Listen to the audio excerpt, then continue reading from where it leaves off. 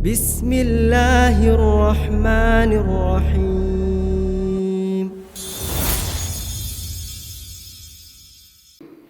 Urwah menyaksikan dengan mata kepalanya bagaimana Nabi SAW saat berwudu, maka seluruh sahabat berebut air yang menetes dari anggota tubuh Nabi SAW. Jadi ada tradisi pada saat itu, ada kebiasaan sahabat, kalau Nabi lagi wudu, misalnya Nabi SAW wudu, air bekas wudu yang jatuh diperebutkan oleh para sahabat. Tapi ini hanya pada Nabi SAW. Dan Rasulullah SAW sudah wafat. Makanya mereka tidak pernah lakukan itu pada Abu Bakar, pada Umar, pada Uthman, pada Ali, pada Abbas, pada Hamzah. Enggak pernah mereka lakukan radhiyallahu anhum ajma'in. Mereka tidak pernah ambil air wudunya orang-orang ini. Hanya Rasulullah SAW. Ini perlu digarisbawahi. Maka pada saat itu pun mereka memperebutkan air itu. Begitu pula dengan air kumurannya Nabi SAW. Waktu Nabi kumur-kumur dibuang, sahabat menampungnya, gitu kan? Pada saat itu teman-teman sekalian, Muslimin lalu sholat di belakang Nabi SAW dan meninggalkan Urwah serta semua muslim ikut sholat, tidak satu pun berjaga-jaga. Kan ini Urwah musuh, tapi ditinggalkan karena sudah azan iqamah, mereka jamak sholat mereka. Urwah melihat kejadian tersebut, lalu dia balik kepada Quraisy. Saat tiba Quraisy bertanya, apa beritamu hai Urwah? Kata Urwah, Muhammad mau umroh. Namun perlu kalian Quraisy, demi Allah, aku telah mendatangi Kisrah di istananya. Kisrah ini Raja Persia. Kebetulan Urwah ini adalah kepala suku dan dia sering mengunjungi raja-raja dunia. Aku telah mendatangi Kaisar Romawi di istananya. Juga aku sudah pernah mendatangi Najasyi, Raja Ethiopia, raja-raja dunia pada saat itu di istananya. Aku tidak pernah menemukan sahabat mereka seperti sahabatnya Muhammad. Demi Allah, mereka tidak akan membiarkan kalian menyakiti ataupun menyerang Muhammad sampai mereka semua mati terbunuh. Dan bila sejumlah itu manusia kalian bunuh semuanya, maka bagaimana kalian bisa merasa aman dan tenang setelah itu? Dalam riwayat Bukhari disebutkan teman-teman sekalian, bahwasanya sebelum Urwah bin Mas'ud masuk Islam, ketika menjelaskan tentang keadaan Nabi SAW kepada Quraisy, di kesepakatan Hudaybiyah atau pada kesepakatan Hudaybiyah, dia berkata kepada orang-orang Quraisy sekaligus kaumnya dari suku Thaqif di kota Taif, wahai kaumku, demi Allah sungguh aku telah mendatangi raja-raja dunia. Aku telah menemui Kaisar Romawi, Kisra Persia, dan Najasyi Ethiopia. Tidak seorang pun dari mereka yang diagungkan sebagaimana sahabat Muhammad mengagungkan Muhammad. Demi Allah, bila Muhammad mengeluarkan riak, waktu uduk tadi kan kumur-kumur dibuang air gitu, maka para sahabatnya memperebutkannya serta menggosokkan pada wajah dan baju mereka. Juga Muhammad memerintahkan, dan jika Muhammad memerintahkan sesuatu, maka segera mereka semua melaksanakan tanpa menunda. Jika Muhammad berwudu, maka hampir para sahabatnya berkelahi dalam memperebutkan tetesan air wudunya. Jika salah seorang dari mereka berbicara di hadapan Muhammad, maka ia mengecilkan suaranya dan ia tidak berani menatap wajah Muhammad karena pengagungan dalam jiwanya. Jadi waktu itu Urwah masih dalam keadaan kafir ya, tapi dia menggambarkan bagaimana cintanya para sahabat kepada baginda Nabi alaihi salatu wassalam. Oleh karena itu teman-teman sekalian, asas dan pondasi dasar mengambil syariat, ya, Al-Quran dan Sunnah dari pemahaman para sahabat. Karena mereka orang yang paling mencintai baginda Nabi SAW. Kalau mau melakukan perbuatan, cari informasi dari kaum salafus salih, dari para sahabat, terutama 3 generasi emas, sahabat, tabi'in dan tabi'in. Sesuai dengan sabda Nabi SAW, sebaik-baik masa adalah masaku. Jadi aku dan para sahabatku. Itu generasi emas, para sahabat. Lalu yang datang setelahnya, para tabi'in. Dan yang datang setelahnya, para tabi'in. Ini yang dikenal dengan kaum salafus salih. Setiap ibadah, setiap perbuatan, perjuangan, ya, semuanya diambil dari 3 generasi emas ini. Maka tidak akan pernah seseorang menyimpang dari agama, karena mereka ini adalah generasi yang sangat dekat dengan baginda Nabi SAW. Ini riwayat Bukhari. Setelah menyampaikan ini, Maka orang-orang Quraisy berkata kepada Urwah, apa saranmu hai Urwah? Kata Urwah, berdamailah dengannya. Maksudnya dengan Nabi SAW. Minta ia tidak masuk ke Mekah tahun ini. Kan itu saja yang kalian inginkan. Kalian tidak mau Muhammad masuk? Ya sudah, jangan izinkan masuk tahun ini. Tapi jangan tahan dia di tahun-tahun depan. Yang penting kalian sudah aman.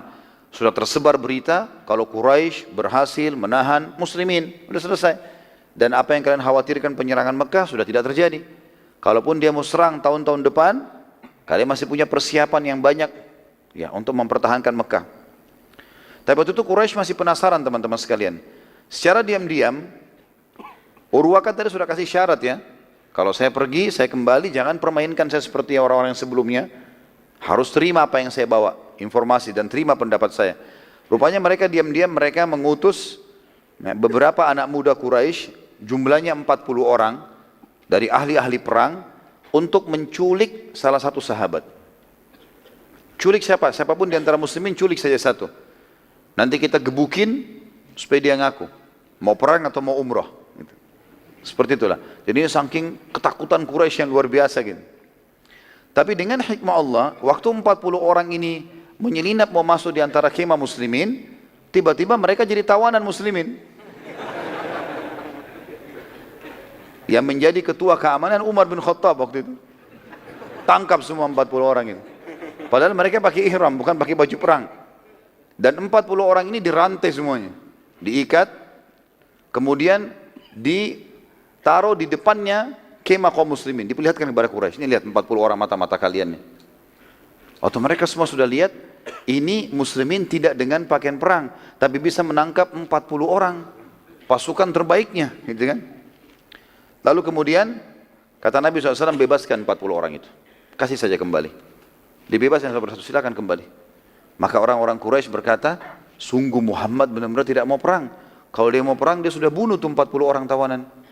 Tapi dia nggak bunuh, dibebasin sama dia. Maka pada saat itu pun, teman-teman sekalian, Nabi SAW melihat orang-orang Quraisy masih banyak pertimbangannya. Padahal sebenarnya tinggal izinkan masuk, jangan hadang. Nabi SAW juga tidak mau ya, bentrok. Maka Nabi SAW mengatakan, panggil Umar bin Khattab, hai Umar, karena dia kepala keamanan di situ, diperintahkan Nabi SAW, berkata Nabi SAW, hai Umar, aku ingin engkau masuk ke Mekah dan temui Abu Sufyan langsung, pimpinan Quraisy. Ngobrol, tanya, bilang kenapa ditahan, gitu kan? Lalu Umar berkata, wahai utusan Allah, Anda sangat tahu bagaimana permusuhanku dengan Quraisy. Kalau aku yang masuk nih, lalu mereka buat masalah, perang. Mana? Nggak bisa. Jadi jangan saya ya Rasulullah. Nggak bisa kontrol emosi. Kata Nabi SAW, lalu siapa kalau bukan kamu? Kata Umar, dari sukunya Abu Sufyan. Abu Sufyan dari suku Umayyah. Cari sahabat kita, sahabat Anda, dari suku Umayyah. Yang lebih bijak, lebih tenang, bisa bertemu dengan Abu Sufyan. Kata Nabi SAW, siapa itu? Kata Umar, Utsman bin Affan. Utsman bin Affan ini masih sepupunya Abu Sufyan. Gitu kan? Orangnya lebih tenang, tidak emosional, jangan saya. Gitu kan? Maka Nabi SAW mengatakan, baiklah, ide yang bagus. Kemudian lalu, dari di sini, teman-teman sekalian, Umar bin Khattab bukan membantah perintah Nabi SAW, tapi memberikan ide. Tapi kalau Nabi SAW tetap suruh, beliau lakukan. Gitu kan? Maka Nabi SAW juga menerima pendapat yang baik. Kalau Nabi SAW aja menerima pendapat yang baik, apalagi kita ya. Harus kita biasa menerima kebaikan-kebaikan dari orang. Utsman bin Affan radhiyallahu anhu lalu diutus oleh Nabi SAW menuju ke Mekah. Dan dia masuk sendirian. Waktu orang Quraisy lihat Utsman sendirian pakai baju ihram, dibiarkan. Masuklah ke wilayah haram menuju ke Mekah. Ketemui Abu Sufyan. Lalu pada saat itu teman-teman sekalian, saat tiba di Mekah, Abu Sufyan menyambut Utsman dan berkata, bila engkau ingin tawaf, hai Utsman, tawaflah. Enggak ada yang ganggu kamu, kamu aman. Utsman pun mengatakan, demi Allah tidak. Aku tidak akan tawaf sebelum Rasulullah SAW melakukan tawaf. Maka aku datang hanya untuk meminta kepadamu dengan baik-baik agar memberi izin kami umrah. Dan kami jamin kami tidak akan berperang. Kami tidak akan merebut Mekah. Abu Sufyan berkata, aku akan pertimbangkan. Beri aku waktu beberapa saat, aku pertimbangkan.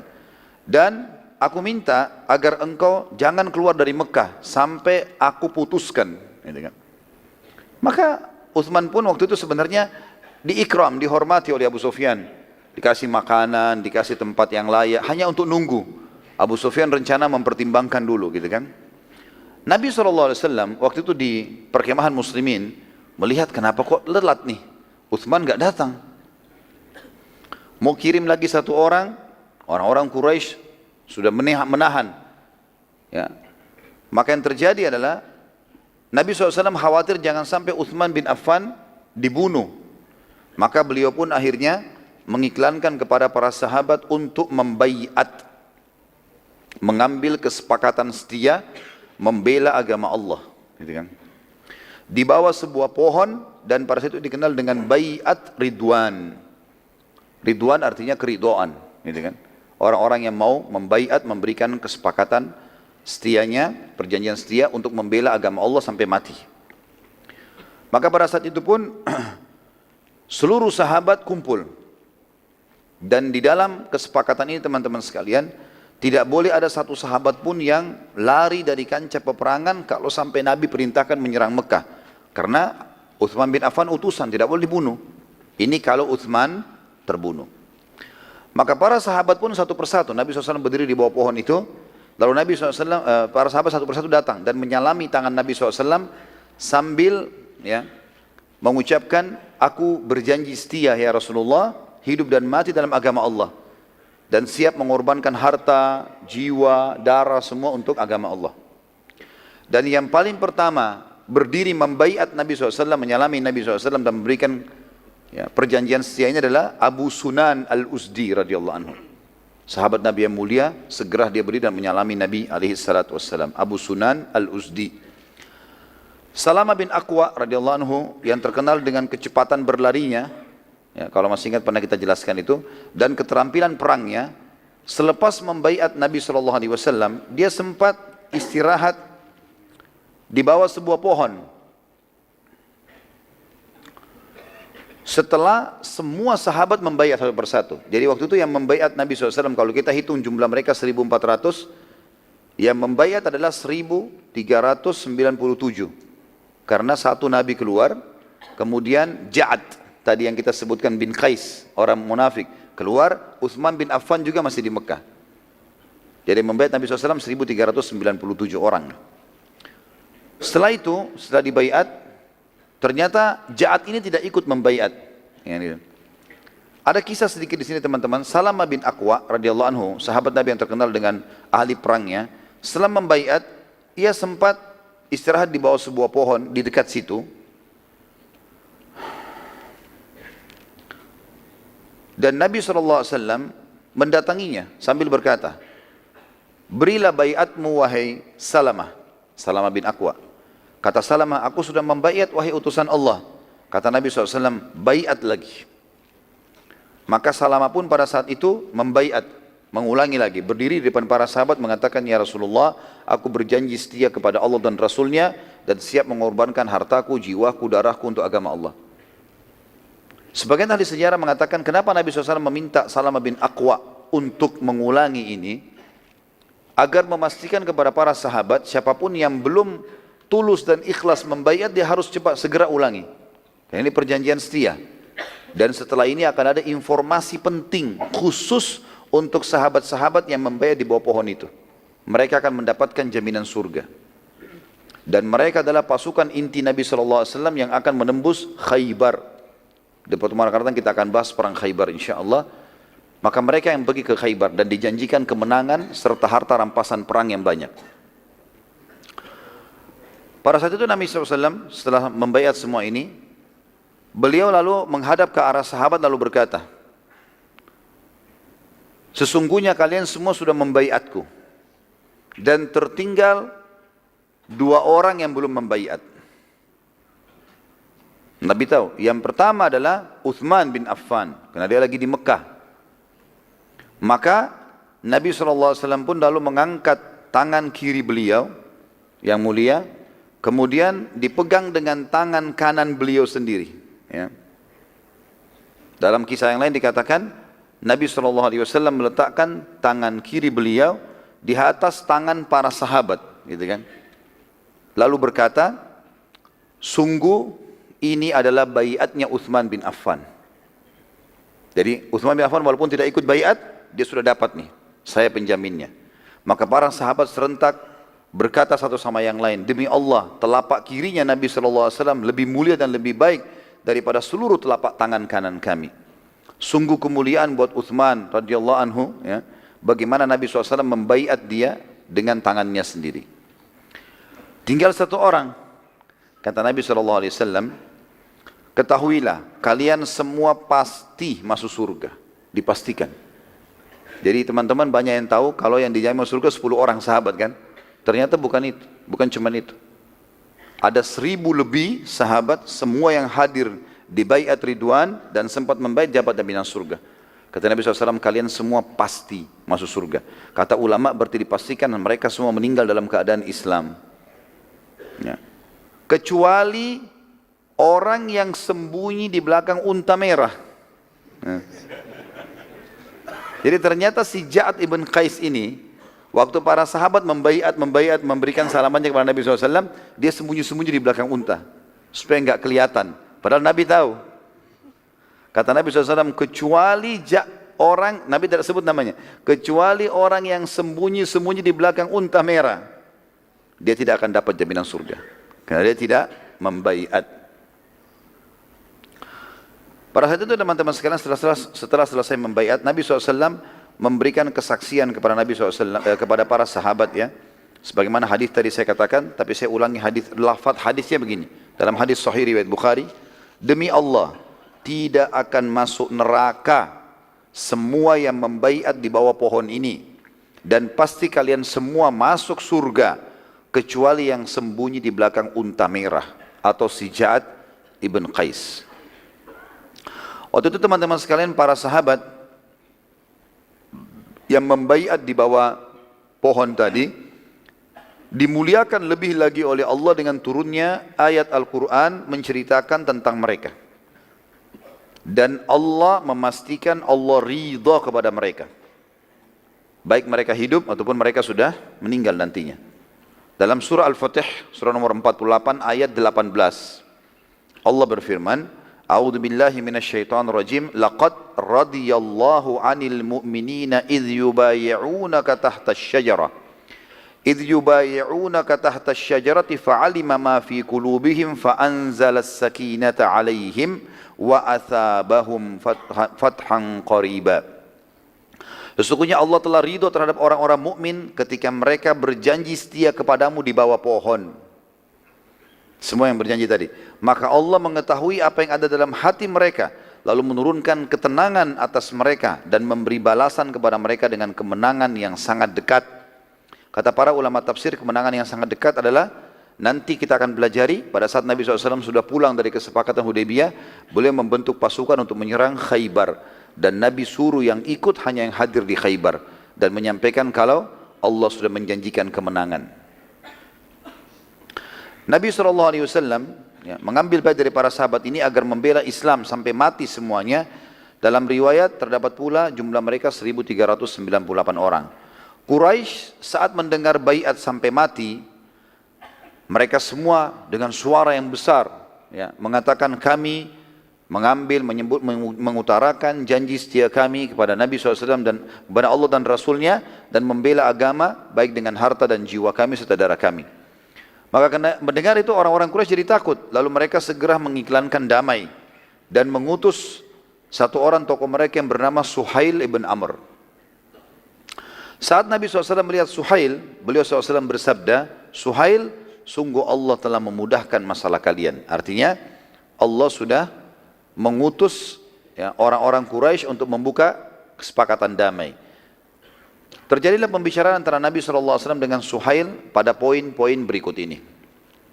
Yang pertama, Muslimin balik ke Madinah dan tidak ada umrah tahun itu. Yang kedua, umrah Muslimin boleh tahun depan, tetapi dengan syarat tidak membawa senjata kecuali yang terbungkus, ada sarungnya, dan diletakkan di atas tunggangan, tidak boleh dipegang dalam tangan, dengan tangan. Dan Quraisy tidak boleh mengganggu muslimin yang masuk. Yang ketiga, muslimin hanya boleh maksimal tinggal di Mekah 3 hari dan setelahnya harus keluar. Dan ini hanya khusus untuk umroh saja. Enggak boleh mereka datang kalau selain umroh. Seperti itulah. Yang keempat, tidak ada peperangan antara muslimin dengan Quraisy selama 10 tahun. Dan ini nanti poin keempat teman-teman, ini akan luar biasa efeknya kepada kemenangan muslimin sampai nanti pembebasan kota Mekah. Yang kelima, siapapun yang hijrah dari Mekah ke Madinah wajib dikembalikan ke Mekah. Kalau ada mulai detik ini kesepakatan, kalau ada di antara penduduk Mekah yang hijrah ke Madinah walaupun dia ngaku Islam, harus dikembalikan ke Mekah. Yang kelima ini. Yang keenam, siapapun yang meninggalkan Madinah ke Mekah, murtad maksudnya, tidak boleh dikembalikan ke Madinah. Ini curang mereka sebenarnya. Jadi siapa yang hijrah ke Madinah harus dikembalikan. Siapa yang dari Madinah ke Mekah nggak boleh dikembalikan. Dan poin keenam ini adalah poin yang paling berat bagi muslimin, gitu kan? Bagaimana bisa ada orang yang dari Madinah meninggalkan tidak boleh dikembalikan lagi ke Madinah? Yang ketujuh, suku manapun yang mau menjadi partner muslimin, sekutu, maka dipersilahkan, dan siapapun yang mau jadi partner atau sekutu Quraisy dipersilahkan. Saat itu kebetulan ada 2 suku selain Quraisy dan selain muslimin yang menyaksikan kesepakatan Hudaybiyah. Mereka adalah suku Khuza'ah, ya, yang tadi dipimpin oleh Hudail, ya, salah satu orang yang diutus Quraisy untuk diskusi dengan Nabi SAW, yang mengikrarkan kalau mereka menjadi sekutunya muslimin. Dan suku Bakar mengiklankan menjadi sekutu Quraisy. Kebetulan suku Hudail sama suku Bakar ini memang selalu ribut dari dulu, selalu perang, tidak pernah berhenti, gitu kan? Nanti akan kita pelajari sebab pembebasan kota Mekah gara-gara suku Bakar mengkhianati suku Hudail ini. Yang kedelapan, suku manapun yang telah mengikrarkan dukungannya, maka bagian dari pasukan yang didukung, maka menyakitinya sama dengan menyakiti yang didukung. Dan ini nanti adalah sebab pembatalan kesepakatan Hudaybiyah karena suku Bakar mengkhianati suku Hudail. Inilah poin-poin kesepakatan muslimin dengan Quraisy. Namun teman-teman sekalian, itu yang sudah disepakati ya. Saya coba masuk ke sebuah poin, kita lihat bagaimana prosesi penulisan kesepakatan Hudaybiyah. Ini kadang-kadang yang jarang disentuh oleh para ahli sejarah kita, maksudnya para dai-dai yang coba menyampaikan, sebenarnya harus disampaikan karena ini kita bukan hanya sekedar mengambil poin-poinnya, tapi kita lihat bagaimana prosesinya dan kita ambil pelajaran dari prosesi penulisan itu. Ada beberapa kejadian waktu itu. Nabi SAW waktu Suhail datang memanggil Ali bin Abi Thalib radhiyallahu anhu untuk menulis kesepakatan. Seraya bersabda, tulislah wahai Ali, Bismillahirrahmanirrahim, dengan menyebut nama Allah yang Maha Pengasih lagi Maha Penyayang. Suhail menolak. Dia bilang, kami tidak setuju karena kami tidak mengenal siapa itu Ar-Rahman. Mereka tidak tahu kalau Ar-Rahman itu namanya Allah. Makanya waktu Nabi SAW sering bilang Bismillahirrahmanirrahim, mereka bilang Muhammad diajar oleh seorang dukun yang bernama Ar-Rahman. Karena mereka nggak ngerti. Gitu. Lalu kata Nabi SAW, apa yang kau ingin kami tulis? Dia bilang, tulis Bismikallahumma, dengan namamu ya Allah. Sama aja gitu. Tapi seperti itulah.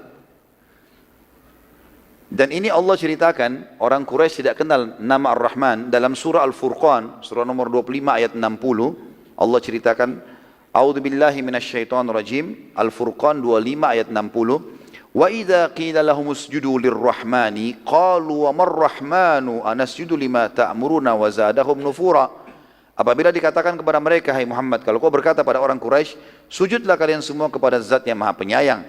Maka mereka berkata, siapa yang Maha Penyayang itu? Siapa itu Ar-Rahman? Apakah kami akan sujud kepada Tuhan yang kamu perintahkan kami sujud kepadanya? Dan perintah sujud itu menambah mereka jauh dari keimanan. Jadi kita bisa bayangkan teman-teman, bagaimana panasnya suasana penulisan kesepakatan Hudaybiyah ini. Di sini muslimin sudah ambil baiat, siap mati. Di sini pasukan Quraisy.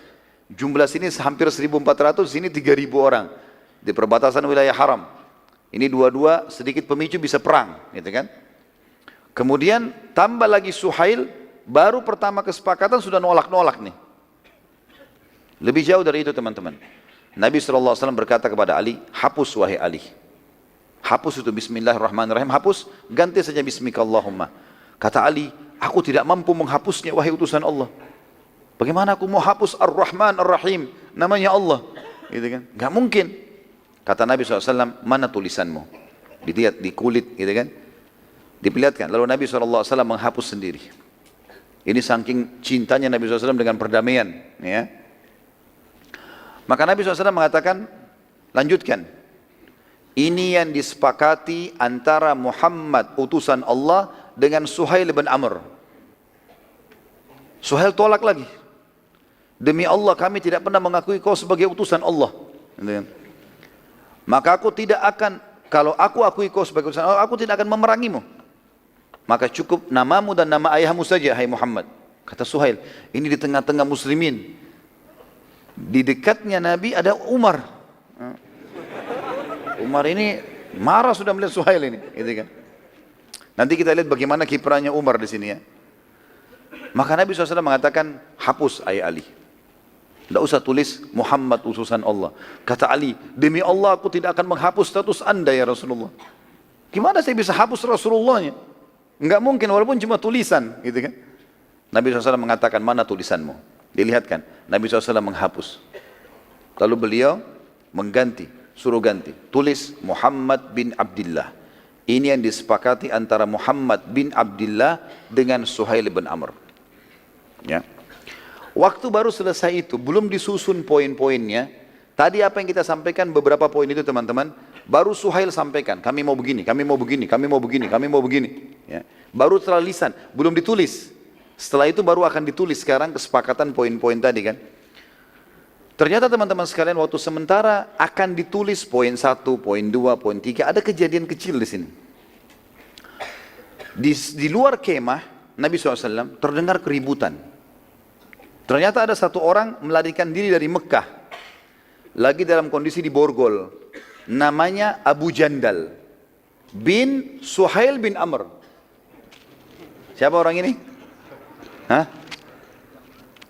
Hah? Anaknya Suhail yang sedang menulis kesepakatan. Rupanya ayahnya kafir, anaknya muslim. Karena anaknya masuk Islam, Abu Jandal masuk Islam, maka dia disiksa oleh ayahnya. Waktu ayahnya pergi menulis kesepakatan, dia lepas dari ikatan, dia lari. Dia dengar ada pasukan, ada muslimin, dia ingin bergabung, gitu kan? Abu Jandal ini tidak mengerti kalau kesepakatan sedang berjalan antara Nabi SAW dengan ayahnya Suhail bin Amr. Lalu ia berkata, wahai utusan Allah, dari luar kemah, aku datang pada anda ingin hijrah ikut bersama anda ke Madinah, bawalah aku bersama anda. Suhail berkata, wahai Muhammad, kesepakatan antara aku dengan engkau sudah jelas. Salah satu poinnya apa? Kalau orang Mekah keluar mau ke Madinah, diapakan? Kembalikan ke Mekah. Umar di sebelahnya Nabi sudah nggak tahan. Ya Rasulullah, kesepakatan belum ditulis. Nggak ada urusannya. Nggak boleh patuh dulu sama si kafir nih, gitu kan? Kata Suhail, bukankah kata-kata sudah cukup, hai Muhammad? Gitu kan? Kata Nabi SAW, iya, kata-kata sudah cukup buat kami. Lihat bagaimana kemudian muslimin teman-teman. Sudah mengucap, selesai. Walaupun belum ditulis. Ya. Ada orang kadang-kadang kalau, mana buktinya, tidak ada tulisannya. Padahal dia sudah ucap sebenarnya. Utang sama orang atau apa saja, nggak boleh. Orang beriman tahu ada tanggung jawabnya hari kiamat. Ada data, ada tidak data, ada fakta, ada tidak ada fakta. Pokoknya kita sudah mengucapkan, kita benar tahu antara kita sama Allah. Harus mengaku. Sebagaimana sabda Nabi SAW, Al-mu'minuna ala syurutihim. Orang mukmin sudah dengan kesepakatan yang sudah disepakati, walaupun ucap ataupun tulisan. Abu Jandal radhiyallahu anhu diseret oleh ayahnya ke arah pasukan Quraisy. Suhail lalu menarik anaknya dimasukkan ke pasukan Quraisy. Lalu dia kembali untuk menulis lagi kesepakatan. Abu Jandal waktu itu yang belum mengerti apa yang sedang terjadi, berteriak-teriak seraya berkata, umat Islam lagi dengar ini. Bayangkan kalau kita lagi kumpul gini di masjid, ada orang muslim minta tolong, saya diganggu sama orang kafir misalnya. Mungkin kita semua akan ke sana gitu kan. Ini dia teriak, apa kata Abu Jandal? Apakah kalian membiarkanku kembali pada kekafiran? Demi Allah merusak keyakinanku ini. Gitu kan. Orang Islam semua gregetan, gimana ini? Ini orang Islam saudara kita. Nabi SAW bersabda, bersabarlah wahai Abu Jandal. Dari dalam kemah kedengaran, hai Abu Jandal bersabarlah. Semoga Allah memberikan kepadamu dan sahabat-sahabatmu jalan keluar dari Mekah. Ternyata ini ada rahasianya, nanti kita bahas ya. Nanti Abu Jandal ini berhasil.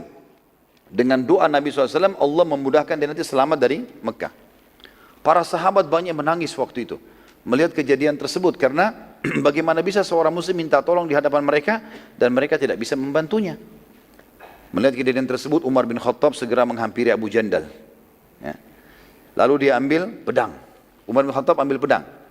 Kan Suhail lagi seret anaknya nih. Kata Umar, hai Abu Jandal, dengan suara keras didengar oleh semua orang. Sungguh darahnya orang musyrik, najis, dan tidak ada bedanya dengan darah anjing. Ya. Lalu Umar mengarahkan pedangnya ke Abu Jandal. Kata Umar apa? Aku ingin Abu Jandal mengambil pedang itu dan membunuh ayahnya. Gitu kan. Karena aku tidak bisa melakukannya. Aku sudah masuk dalam kesepakatan. Abu Jandal belum mengerti kesepakatan. Dia boleh melakukan. Gitu kan. Tapi rupanya Abu Jandal tidak paham itu. Abu Jandal tidak memahami apa yang Umar bin Khattab inginkan. Tapi dia cuma bilang, darah orang musyrik najis. Lebih kotor daripada darahnya anjing. Ini kata Umar bin Khattab. Gitu kan. Lalu dia arahkan pedang ke Abu Jandal supaya diambil, tusuk nih orang. Umar waktu itu tidak bisa membunuh Suhail karena ia masuk dalam kesepakatan, sementara Abu Jandal tidak masuk dalam kesepakatan karena belum tahu dan bukan masuk dalam muslimin yang sedang bersepakat. Dia orang Mekah. Setelah selesai penulisan kesepakatan, Quraisy menunggu kepulangan muslimin. Nabi SAW lalu bersabda kepada seluruh sahabat, pulanglah, bubar sekarang ini. Kaum muslimin waktu itu teman-teman secara kejiwaan tertekan dengan poin-poin ini. Berat bagi mereka. Nggak boleh umrah kecuali tahun depan. Tahun depan pun cuma bisa 3 hari. Kan itu. Siapapun yang beriman dari masyarakat Mekah wajib dikembalikan. Siapapun yang keluar dari Islam, bukan cuma keluar dari Islam ya, siapapun penduduk Madinah yang datang ke Mekah bisa ditangkap, nggak boleh dikembalikan. Karena ini bahaya sekali. Dan seterusnya. Maka Umar radhiyallahu anhu segera mendatangi Nabi SAW dan berkata, wahai utusan Allah, mumpung masih Suhail belum tinggalkan nih tempat, sepakatan sudah ditulis. Bukankah anda telah menjanjikan pada kami, kalau kami akan memasuki Masjidil Haram dan tawaf di Ka'bah? Ternyata teman-teman ada satu hal di sini. Sebelum Nabi SAW mengajak sahabat umrah, beliau mengatakan, Allah telah menjamin kepadaku, kalau kita akan masuk ke Mekah, tawaf di Ka'bah. Umar bilang, bukankah anda sudah menjamin itu ya Rasulullah? Kita akan masuk ke haram dan kita akan tahu di Ka'bah. Kata Nabi SAW, benar hai Umar. Tapi apakah aku sempat mengatakan bahwasanya itu terjadi tahun ini? Enggak. Ya. Maka Umar mengatakan, tidak wahai utusan Allah. Tidak ada perkataan tahun ini. Tapi bisa saja kapan, Allahu a'lam. Tapi Allah janjikan itu. Umar masih penasaran nih. Dia masih berusaha, apa solusinya supaya rasa penasarannya dan emosinya bisa redam. Maka dia pun berkata kepada Nabi SAW, ya Rasulullah, bukankah kita benar? Bukankah orang-orang musyrik itu, Quraisy, salah? Kata Nabi SAW, benar hai Umar. Umar bilang, lalu kenapa kita menghinakan diri kita, wahai utusan Allah dan agama kita? Maka peranglah ya Rasulullah. Ngapain kita mengalah begini? 1.400 orang ada, 1.300 sekian, ada pedang, kita bersiap mati, udahlah, serang aja Mekah. Lalu kata Nabi SAW, tidak hai Umar, Allah belum memerintahkannya. Dan ketahuilah, Tuhanku selalu bersamaku hai Umar. Umar radhiyallahu anhu ini masih penasaran hatinya, dia tidak mau bantah Nabi SAW. Lalu dia datangi Abu Bakar. Hai Abu Bakar, bukankah kita benar? Bukankah orang musyrik itu salah, sesat? Kata Abu Bakar, iya. Kata Umar, lalu kenapa kita hinakan diri kita begini dan agama kita? Perang saja. Itu kan. Kata Abu Bakar kalimat yang mulia. Perhatikan teman-teman sekalian. Ini kebijakan yang luar biasa. Kata beliau, wahai Umar, ini adalah utusan Allah. Hati-hati. Di mana dia meletakkan telapak kakinya, ikuti saja. Jangan pernah bantah. Karena beliau lebih faham. Jangan bantah Nabi SAW. Maka dengan perkataan tersebut, Umar mengatakan, iya, engkau telah benar. Redamlah emosinya dia. Bahwasanya ini adalah Rasulullah, jangan sampai saya salah nih melangkah.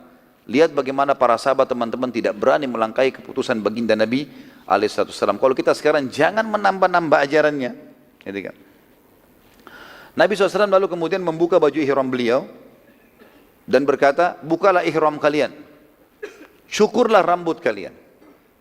Perlu kita paham satu hal teman-teman sekalian, dalam hukum syariat kita, kalau kita sedang umrah atau haji, kemudian kita terhadang di tengah jalan, sudah terlanjur lewat mikot, tempat niat, dan sebelum masuk Mekah ada halangan. Halangannya macam-macam, mungkin peperangan, kayak kasus Nabi SAW ini ya, atau mungkin ada orang yang sakit, stroke, tidak bisa lagi bergerak, dia harus dipulangkan ke negeri, tapi sudah terlanjur ihram. Maka ini hukumnya, mereka tahallul, cukur rambut. Dan lebih baik lagi kalau dilengkapkan dengan berkurban. Subhanallah waktu itu, ternyata bukan cuma Umar bin Khattab yang merasa terganggu dengan kesepakatan ini. Belum lagi melihat perilakunya Abu Jandal yang diseret-seret oleh Suhail. Belum lagi kasarnya Suhail pada saat menulis kesepakatan dan maslahat lebih banyak secara tertulis untuk orang-orang kafir ini. Gitu kan. Maka tidak ada sahabat satupun teman-teman yang berdiri waktu itu. Nabi sudah bilang, buka ihram kalian, cukur rambut kalian. Tidak ada yang berdiri. Sahabat ini bukan membangkang, tapi mereka masih berharap siapa tahu ada wahyu suruh perang. Gitu. Kira-kira kalau antum waktu itu di posisi sahabat, lebih enak pulang atau mau perang? Jujur. Benar. Sekarang aja sholat subuh di masjid masih tidak mau. Hujan sedikit masih manja sekali mau di rumah. Gimana caranya? Yang jelas teman-teman sekalian, Nabi SAW waktu itu perintahkan yang kedua kali. Buka baju ihram kalian, cukur rambut kalian. Kita balik ke Madinah. Sahabat masih pada diam. Kan itu. Semua pada duduk. Waktu itu termasuk Abu Bakar pun duduk. Bukan niatnya membangkang ya. Mereka mau bilang, ya Rasulullah siapa tahu ada wahyu lagi. Gitu. Tapi tidak berani mengucapkan, diam. Waktu itu yang kebetulan safar bersama Nabi SAW, istri beliau yang mulia adalah Ummu Salamah radhiyallahu anha. Ummu Salamah termasuk orang yang bijaksana, bahkan lebih tua dari Nabi SAW. Gitu kan? Nabi SAW masuk dalam kemah dalam kondisi wajah beliau memerah dan beliau keringat dingin. Kata Ummu Salamah, kenapa wahai utusan Allah? Kata Nabi SAW, saya khawatir azabnya Allah turun. Saya sudah perintahkan apa yang Allah perintahkan, mereka harus buka baju ihram, mereka harus cukur tahallul dan mereka harus pulang ke Madinah. Tapi mereka masih duduk. Lalu apa kata Ummu Salamah? Ya Rasulullah, mau saya berikan saran? Kata Nabi SAW, silahkan. Kata Ummu Salamah, tidakkah anda memulai dulu ya Rasulullah? Coba anda di depan mereka, buka ihram, pakai baju biasa anda, cukur di depan mereka. Kata Nabi SAW, ide yang bagus. Lalu pada saat itu teman-teman sekalian, Nabi SAW membuka baju ihram, pakai baju biasa, keluar dari kemah, sahabat lihat sudah pakai baju biasa Nabi SAW, sudah buka ihram, duduk panggil tukang cukurnya, gitu kan? Cukur rambut. Dalam riwayat lain dikatakan Nabi SAW menggunakan baju ihramnya kemudian keluar lalu memanggil tukang cukurnya lalu suruh mencukur rambut beliau, digundul kepalanya. Melihat kejadian tersebut para sahabat sudah faham bahwasanya sudah tidak lagi jalan. Nabi SAW sudah mencukur. Maka mereka pun karena takut sekali pada saat itu, mereka pun akhirnya berlumba-lumba untuk mencukur rambut mereka sampai banyak di antara mereka yang kepalanya luka. Jadi ini kepala luka ada hadis sejarah menanggapi. Bisa karena mereka lagi jengkel, karena ingin berperang, gitu kan? Enggak bisa tahan melihat agama Allah diperlakukan seperti ini, atau memang karena mereka takutnya jangan sampai azab Allah turun, mereka harus segera cukur. Dan makna yang kedua lebih dekat tentunya. Ya, karena mereka lebih mulia daripada apa yang dikatakan di pendapat yang pertama. Dan di sini teman-teman sekalian pelajaran juga bahwasanya bukan aib, bahkan efeknya sangat besar bila seorang pemimpin memulai satu perbuatan kalau mau mengajak massa. Beda kalau kita ajak 1-2 orang. Jadi kalau ada seseorang pemimpin mau suruh misalnya masyarakatnya bersedekah atau apa saja, maka dia lakukan duluan. Ramaikan masjid, dia harus hadir di masjid dulu. Maka orang akan contohi kan gitu. Itu efek yang besar daripada dia hanya menyuruh dan dia tidak hadir. Nabi SAW lalu keluar kemah dan memanggil pada saat itu tukang cukur dan mencukur, dan akhirnya para sahabat saling mencukur rambut mereka. Terdapat sebagian sahabat yang tidak menggundul pada saat itu dan mereka ingin supaya merapikan saja. Namanya taksir. Dalam tahlul kan ada 2 ya, ada qasr, ada memang memotong, mencukur saja, ya, ada menggundul, gitu kan. Maka namanya muhallal. Kata Nabi SAW, rahimallahul muhallikin. Muhallikin ini nanti orang yang gundul. Karena Nabi lihat ada beberapa sahabat tidak mau gundul gitu kan. Nabi sendiri gundul. Semoga Allah merahmati orang yang gundul. Maka para sahabat yang tidak mau gundul ini berkata, ya Rasulullah, wal muqassirin, bagaimana dengan orang yang hanya cukur saja, hanya mengambil sebagian dari kepalanya, dari seluruh penjuru kepala. Kata Nabi SAW yang kedua, rahimallahul muhallikin, semoga Allah merahmati, rahmat ini karunia yang besar, Allah berikan rahmat yang luas kepada orang-orang yang gundul. Mereka tanya yang ketiga kali, ya Rasulullah, bagaimana dengan orang yang muqassirin, orang yang hanya merapikan kepalanya, rambutnya saja. Kata Nabi SAW, rahimallahul muhallikin, 3 kali. Ya Allah rahmatilah orang-orang yang menggundul. Mereka masih berkata yang keempatnya, ya Rasulullah, bagaimana dengan orang-orang yang muqassirin, orang yang hanya mencukur. Kata Nabi SAW, rahimallahul muqassirin, dan semoga Allah merahmati orang-orang yang mencukur saja. Dan ini teman-teman sekalian khusus dalam hukum masalah tahallul. Bagi perempuan memang sunnahnya taksir, mengambil sebagian kecil dari rambutnya. Bagi laki-laki hukumnya 2. Yang paling afdal ya, halq atau mencukur gundul habis. Kalau seseorang gundul itu karena kriminal, wajar dia malu, gitu kan? Tapi kalau pulang haji dan umrah harusnya bangga itu, gitu kan? Apalagi setiap helai rambut pasti ada pahalanya, dicukur.